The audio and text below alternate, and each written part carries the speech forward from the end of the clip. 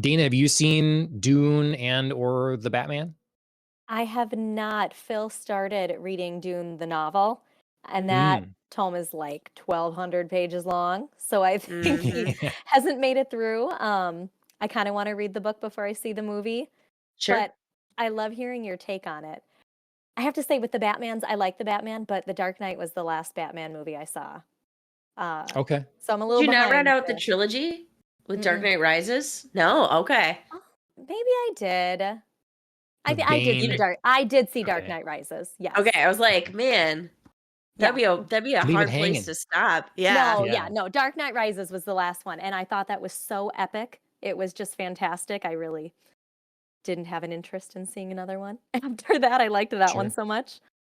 Yeah, I So mean, I remember coming out. I mean, I did see Dark Knight Rises, but I came out of the Dark Knight just being like nobody talked to me. That was just yes. like I have to like absorb what I just it was insane. I'd never really felt Mhm. that about a movie before. And I just was like in my seat like I have to like process what I just watched in an amazing way. Mhm. And not to say that like I would find it flawless, but it was just so good. I think Nolan really created something with that second one. Yeah. Um, and created like a solid third one too. Like I did enjoy the storyline of Dark Knight Rises. I know, I feel like you have to sort of like set aside your criticisms of like Christian Bale to like look at the storyline, and he did a really great job with stories. Yeah. I think Yeah. that is a hard. Oh, go ahead. No, go ahead. I was gonna say, I think that's a hard thing for me where you like when they switch characters, where you, I think, as somebody who reads a lot of comic books, you are very used to Mm. multiple storylines, multiple different versions of these characters, and that's very Yeah. natural to you. I never grew up with comic books, and I am very an empathetic person where I connect onto these characters, and I hate when they change. So it took me embarrassingly way too long to watch the newest Spider-Man series. Oh, Um, sure. because I was still hung up on Tobey Maguire from, Yeah. 10 years ago. Um, and then when I did finally watch them, I loved them. I think they're the best ones, but I feel like that's kind of how I am with Batman. Maybe in 10 years, I'll see It it. No, does. It. no, totally. We've talked about, I mean, I feel like there are two separate things there for sure because one, we've talked a lot on this podcast about like the endless Spider-Man reboots and like just being exhausted by like all the reintroductions and just like never quite getting it right. So that was hard to like watch all of those and just be like another one. Yeah. And then I totally get what you're saying about like kind of imprinting with characters and like you feel like that empathetic connection. I hate an actor switch. I can do it with Yes. like Batman, like that feels like it's okay because we do have the comics and we're like shifting. But Or Doctor Who, if it's part of the character to right, part of constantly the change. lore. But like when speaking of the same Nolan trilogy, when Katie Holmes was replaced by Maggie Gyllenhaal, it was Oh so yeah. hard for me. Even Yes. as I Yeah. acknowledged like the improvement acting wise, it still didn't mean that I didn't have a hard time being like, but she was this and now she looks like this. Like you can't just do this. Like it's not a bait and switch. I know. And this Why are is you opening very this can of hard for worms? me. Why are you I opening know. I Rachel know. Dawes can of worms? Oh my I gosh. know. I know. I know. But I Hmm. feel like we're at least in agreement that it's very difficult to like like actor replace mid, trilogy or mid series like that and just like continue on as if this is totally fine. Yeah. I mean, if you Yeah. want to You bring know. another franchise into it, Maria Bello replacing Rachel Weisz in The Mummy. Like, you can't just Yes. like do that and be like, this is fine. Like, Yeah. nobody will know the difference. Spider-Man is egregious because we, they were doing this because they had to make movies often enough using Spider-Man to keep Right. the rights to make Spider-Man movies. That's why Spider-Man movies will often, like who knows how they're going to be in the future. Now they have a kind of a deal with Disney or whatever, so it's a little different. But in order to maintain the rights to Spider-Man, they had to keep making them. So it's like, oh, well, we can't make this work with this actor or this director. Doesn't matter. We're moving forward. It's happening. So reboot, reboot, reboot.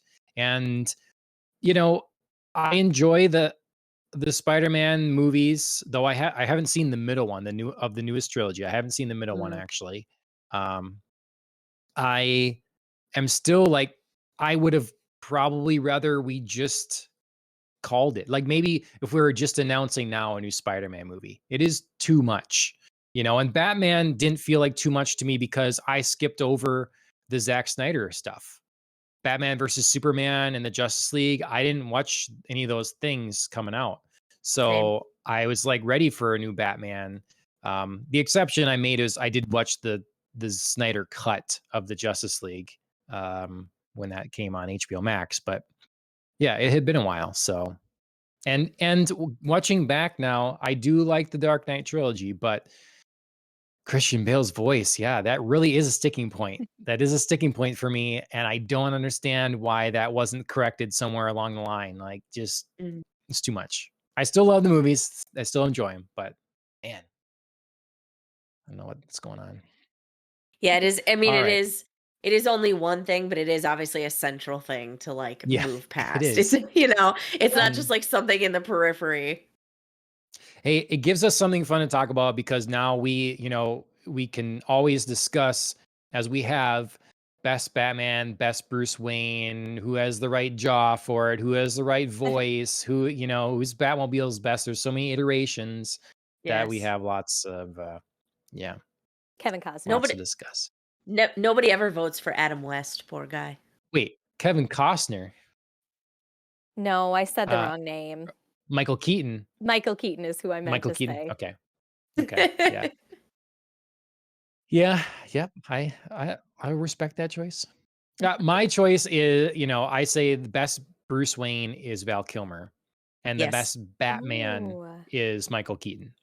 that's a good distinction. I like how you look Mhm, at that. mhm. I'm Yeah. curious, But I really John. like Rob Pattinson too, John, who's your as favorite Batman. Bond then? Um, yeah, I don't know, Dana. Um, it's a tough call. I Dana's like, first time on the show, and she's just coming out swinging. yeah. She's gunning for you, John. The Bond that has had the greatest impact on me has been Daniel Craig. Um, though my first Bond was Roger Moore. I saw one of Mhm. his movies first, For Your Eyes Only. And then like I really got into it with Pierce Brosnan, but I like all of them for different reasons. And Mhm. I like it's one of the film franchises I'm okay with. They've really built a unique way they do it. There's different tones for different times with different actors and I just appreciate all of those. So Mhm. it's really tough. If I go by impact, I have to say Daniel Craig. Do you have a favorite, Dana? I actually agree with you as far as they all bring something different to the character. I think that's a perfect way to put it. Biggest impact on me, I'd probably would say, is Pierce Brosnan, just because that's who I grew up on, so imprinted on first. Again, it's Yeah. hard to let go. Yeah.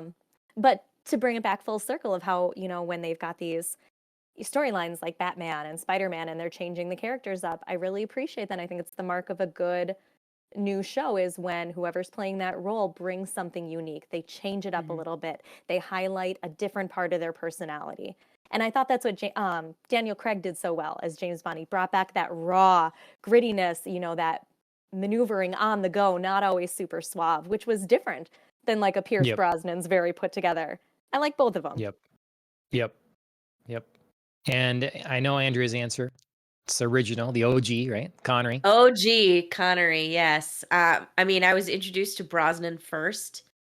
It's hard to say that, that didn't like formulate some opinions. He's got a soft spot in my heart. I love Yep. Goldeneye. I mean, Hmm. you know, something unfortunately that I think took a hard left and we ended at Die Another Day, which is a tragedy because I loved his Bond. But yeah, OG Sean Connery, just nobody gives a one-liner like he Mm. does. He's got the Oh, you're supposed to voice. say nobody does it better. Darn it. Nobody does it better. I know. But I do love his just deadpan on his one-liners. He manages to bring it just this side of like silly and campy, which so many things could be. And that's part of what I have trouble with like the Roger Moore era is like too far that way. And I feel like the gravitas of Sean Connery always brought it back where I was like, oh, he's so cool. Yeah, I mean, like different things, really depends on the stage of your life. For me, like the Daniel Craig version of Bond impacted me more as a man, like sort of my Yeah, era sure. Yes. growing up some or whatever. And they really got into, they emphasized more some of the fashion and stuff. They really brought back the cars with a gusto, the classic Yes. cars and stuff like that. They started upping the cinematography and really, focusing on the luxurious element of things. They had brought their partnership back with Omega watches. Like, so all these sort of things kind of added to like me seeing Bond in a different way than I did as a kid. Yeah. Um, and I appreciate that stuff a lot. The That's where it kind of broke my heart when they took money to put Heineken and stuff like that in the Bond films. Like, we don't One too Bond is far, doesn't need to be yeah. drinking Heineken, but um, yeah. So I will say, I was really resistant to Daniel Craig because blonde. blonde, yeah. I mean that's always been Hmm. harder for me, and I acknowledge another potential bias against Roger Moore. But yeah, it was a very different physicality Mhm. from shifting from Pierce Brosnan to Daniel Craig, and I had a really hard time with it. Um, but I think he's produced like his era has produced some of the most impressive Bond movies, like storytelling, like you said, just like a embodiment of character that I really enjoy. And it doesn't hurt that like my favorite M is in there, Judy Dench, just crushing it. Oh, Yeah, I mean, I know I I love know yeah, she's her. like a carryover, but yeah.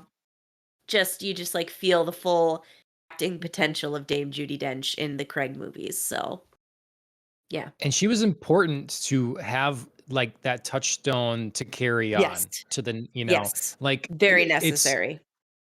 underestimated the feat that Martin Campbell introduced Pierce Brosnan with Goldeneye. He did that film, and then he Love that introduced movie. Daniel Craig with Casino Royale. He did two new Bond introductions and reinventions, and he handled both so well. Like, they're Yeah. both so Mhm. great. So like in Goldeneye, the idea that you're starting with a new M, completely different than before, but you get to bring over Q.